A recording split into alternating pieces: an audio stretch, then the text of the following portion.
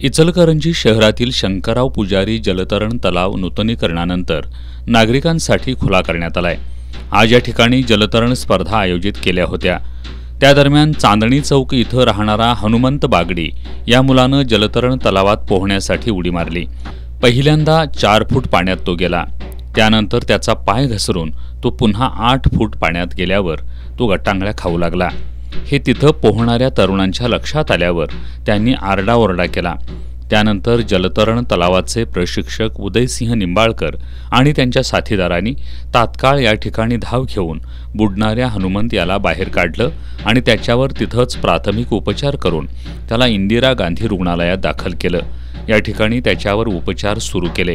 त्याची प्रकृती धोक्याबाहेर गेल्यानंतर त्याला सांगलीतील सिव्हिल हॉस्पिटलमध्ये नेण्यात आलं। हनुमंत हा मुलगा स्पर्धेत सहभागी नव्हता, तर पोहण्यासाठी त्या ठिकाणी आला होता असं यावेळी सांगण्यात आलं। या घटनेची नोंद गावभाग पोलीस ठाण्यात झाली असून पोलीस अधिक तपास करतायत।